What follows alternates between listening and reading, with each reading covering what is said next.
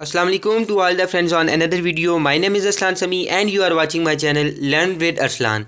आज की इस वीडियो में हम 1945 और 1946 के इंतखाबात के बारे में तफसीलन डिस्कस करेंगे। इलेक्शन जो 1945 और 1946 के थे उनके बारे में हम मुकम्मल तौर पर डिस्कस करेंगे।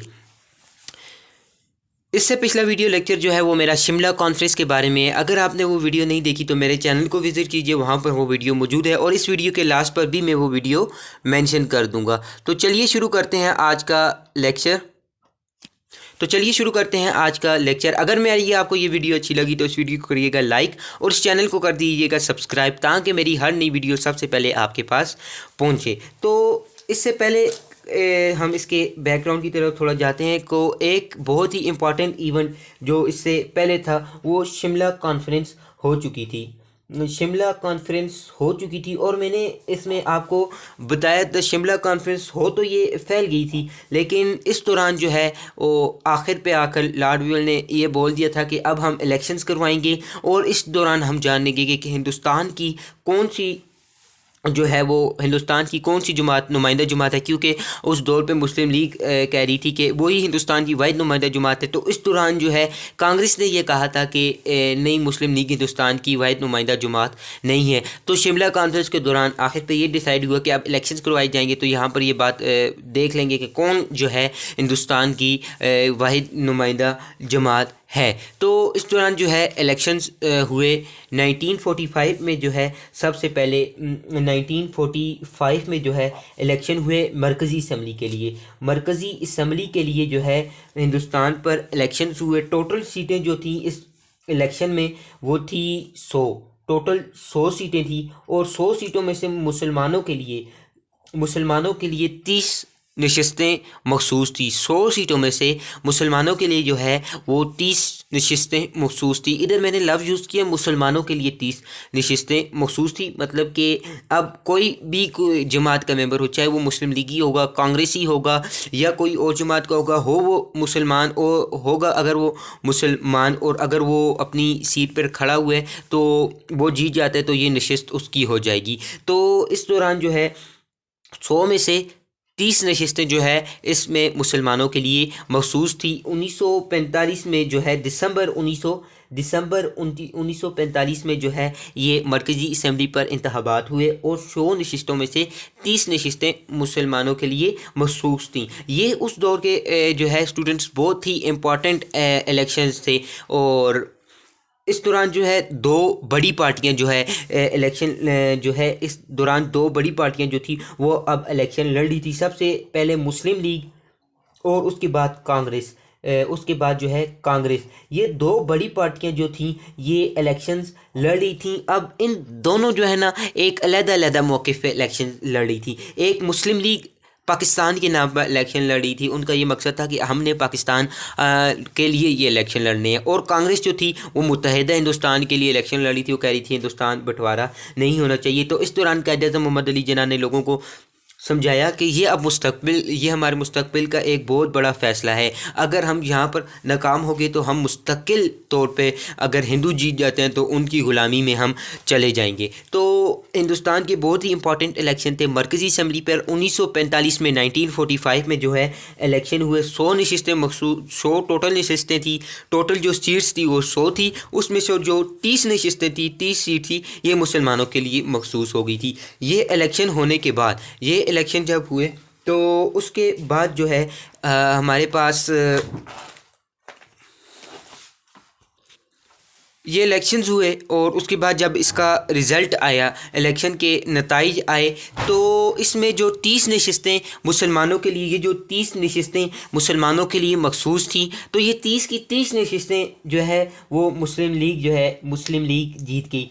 30 की 30 नशिस्तें जो है मुस्लिम लीग, उन्होंने 30 की 30 सीटों पर मुस्लिम लीग जो है उन्होंने फ़तह हासिल कर ली। तो और यूं जो है 1945 के इंतखाबात में मुस्लिम लीग को एक बहुत बड़ी कामयाबी हासिल हुई थी। ये था 1945 के इलेक्शन। उसके बाद 1946 में 1946 में जो है उस दौरान उन्होंने सूबाई असम्बली पर इलेक्शन हुए। सूबाई असम्बली पर जो है इंतखाबात हुए और 11 सूबों में जो है ये इंतखाबात थे। अब इस दौरान जो है टोटल जो मुसलमानों के लिए नशिस्तें मखसूस थी, लफ्ज़ मैं यूज़ करूँ मुसलमानों के लिए, तो इस दौरान मुसलमानों के लिए जो नशिस्तें मखसूस थी वो थी 495 नशिस्तें।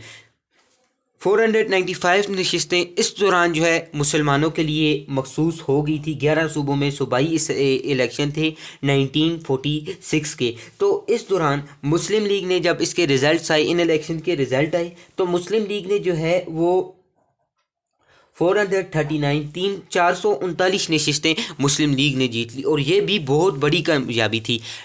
फिर से मैं आपको एक दफ़ा बता देता हूँ कि 1946 में सूबाई सतह पर इंतखाबात हुए, 11 सूबों में इंतखाबात हुए। 495 नशिस्तें मुसलमानों के लिए मखसूस थी, उनमें से 439 नशिस्तें जो थी वो मुस्लिम लीग भी इस दौरान जीत गई थी। और इस दौरान मुस्लिम लीग जो है 8 सूबों में से 11 में से 8 सूबों में से मुस्लिम लीग इलेक्शन जीत गई थी। और ये भी जो है मुसलमानों की बहुत बड़ी कामयाबी, मुस्लिम लीग की यह जहाँ पर ये जो है मुस्लिम लीग की एक बहुत बड़ी कामयाबी थी। और उस दौरान मुसलमानों ने 89% नशिस्तों पर कामयाबी हासिल की थी। ये बहुत बड़ी मुसलमानों के लिए एक अचीवमेंट थी उस दौर में। तो अब कायद-ए-आज़म मोहम्मद अली जिन्ना ने जो है, जो मुसलमानों को मुतहरिक कर रहे थे कि जो है अलग वतन के लिए, और इस दौरान उन्होंने दावा किया था कि मुस्लिम लीग अलग नुमाइंदा जमात है। तो पीछे शिमला कॉन्फ्रेंस में, अब अगर आपने मेरा वो लेक्चर नहीं देखा हुआ, शिमला कॉन्फ्रेंस के बारे में आप नहीं जानते, तो ये चीज़ें आपको मुश्किल है कि शुरू में से समझ में आए। तो उस दौरान जो कायद-ए-आज़म मोहम्मद अली जिन्ना ने कहा था कि मुस्लिम लीग मुसलमानों की वाहिद नुमाइंदा जमात है। फिर आगे कांग्रेस और यूनिस्ट पार्टी ने कहा था कि नहीं, मुस्लिम लीग तो मुसलमानों की अलग नुमाइंदा जमात नहीं है। तो इस दौरान उन्होंने कहा था कि अब इलेक्शंस होंगे तो उसमें वाज़ेह हो जाएगा कि हाँ, कौन हिंदुस्तान की वाहिद नुमाइंदा जमात है। तो इन इलेक्शन में यह चीज़ वाज़ेह हो गई थी कि मुस्लिम लीग जो है वो हिंदुस्तान में मुसलमानों की अलग और वाहिद नुमाइंदा जमात है। ये मुसलमानों के लिए, मुस्लिम लीग के लिए एक बहुत बड़ी अचीवमेंट थी। और यहाँ पर मुस्लिम लीग ने कांग्रेस और बाकी पार्टियों पर जो है, बाकी जो पार्टियाँ थी, यूनिस्ट पार्टी हो गई, दूसरी पार्टियाँ थी, उन पर यह वाज़ेह कर दिया था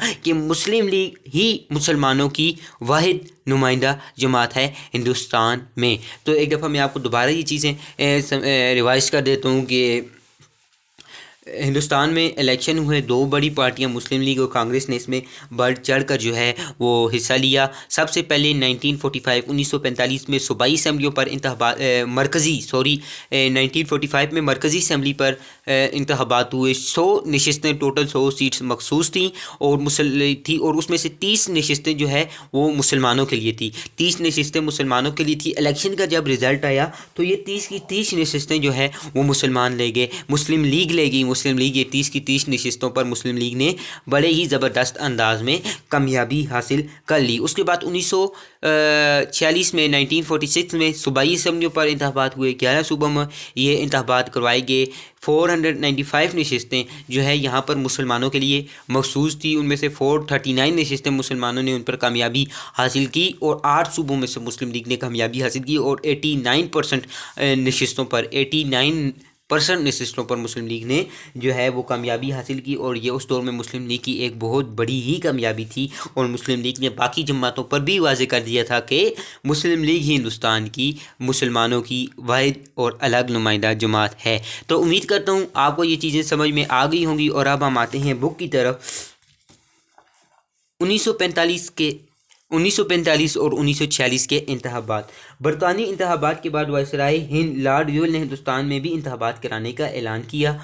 लॉर्ड वीवल ने बरतानिया में इंतखाबात हो गए, उसके बाद हिंदुस्तान में भी उन्होंने इंतखाबात करवाने का ऐलान किया था। उसके बाद दिसंबर 1945 में मरकज़ी असम्बली के लिए इंतखाबात मुनक़िद हुए। हिंदुस्तान की दोनों पार्टियों यानी कांग्रेस और मुस्लिम लीग ने भरपूर अंदाज में इंतखाबात में हिस्सा लिया, लेकिन दोनों ने बरसगीर की आज़ादी और दस्तूरी मसाइल पर बिल्कुल मुतज़ाद मौक़िफ़ इख्तियार किए। कांग्रेस ने मुत्तहिदा हिंदुस्तान के नारे पर इलेक्शन लगा, जबकि मुस्लिम लीग ने ये इंतखाबात पाकिस्तान के नाम पर लड़े।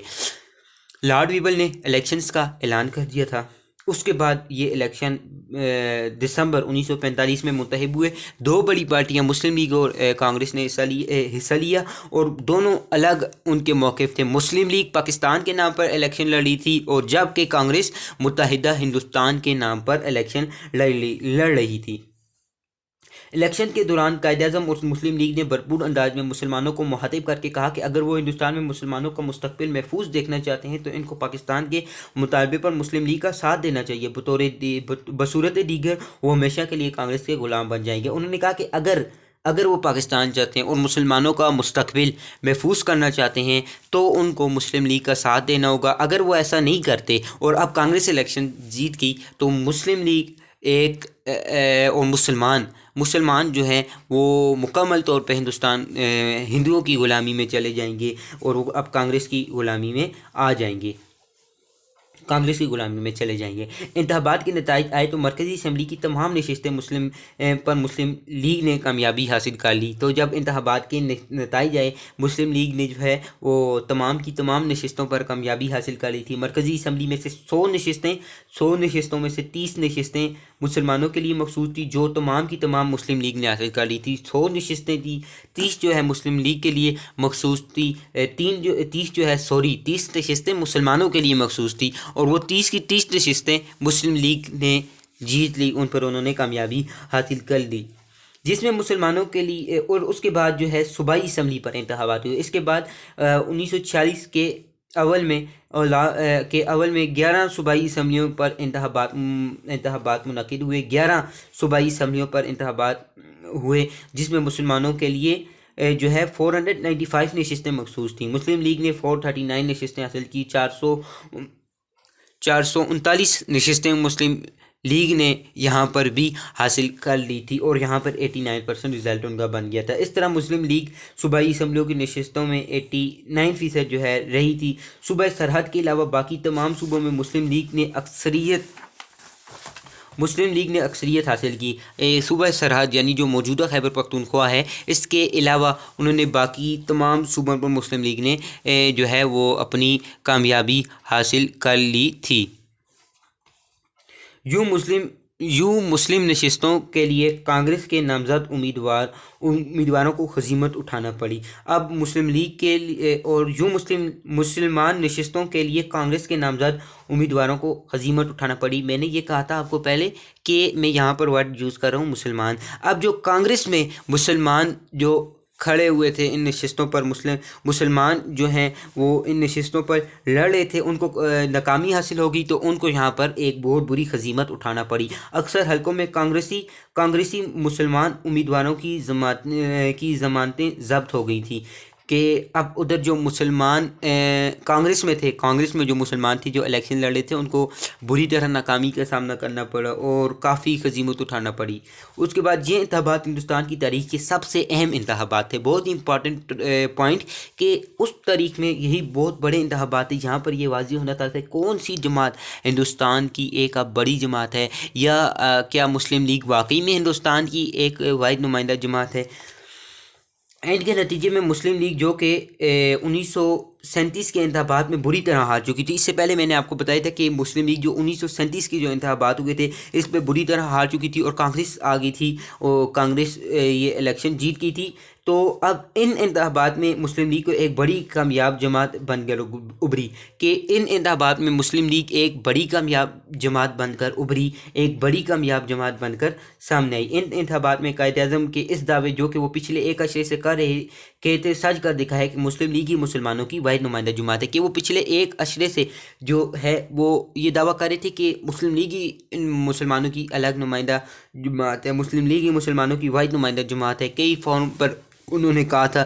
उसके बाद शिमला कॉन्फ्रेंस में कांग्रेस ने भी इस पर उठाया और यूनिस पार्टी ने भी कहा कि नहीं, ये ऐसा नहीं है कि मुस्लिम लीग ही मुसलमानों की वाहिद नुमाइंदा जमात नहीं है, क्योंकि मुसलमान कई मेंबर्स भी कांग्रेस में काम कर रहे हैं, यूनिस पार्टी में काम कर रहे हैं और जमातों में काम कर रहे हैं। तो इस तरह मुस्लिम लीग हिंदुस्तान की वाहिद मुसलमानों की अलग नुमाइंदा जमात नहीं हो सकती। तो इन इलेक्शंस में ये वाज़ेह हो गया था कि जो कायद-ए-आज़म दावा कर रहे थे वो सच था और मुस्लिम लीग ही हिंदुस्तान की अलग और वाहिद नुमाइंदा जमात थी।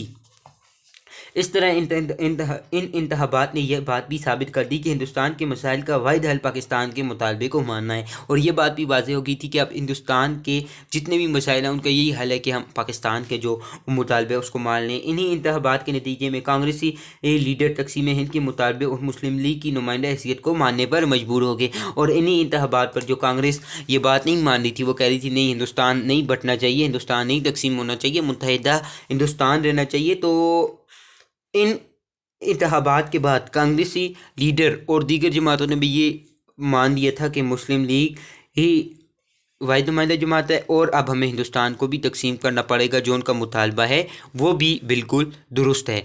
तो स्टूडेंट्स, ये थी आज की मेरी वीडियो। अगर ये आपको वीडियो अच्छी लगी तो इस वीडियो को करिएगा लाइक, और अगर आपको अभी भी कोई मसला है, कोई अगर चीज़ यहाँ पर नहीं समझ में आई, आप मुझे कमेंट कीजिए, मैं आपको उसको जवाब दूंगा और आपको मुकम्मल सेटिस्फाई करने की कोशिश करूँगा। और अगर आपको ये वीडियो अच्छी लगी तो इस वीडियो को करिएगा लाइक और इस चैनल को सब्सक्राइब कीजिएगा। मिलते हैं अगली वीडियो में। अल्लाह हाफिज़, फ़ी अमानिल्लाह।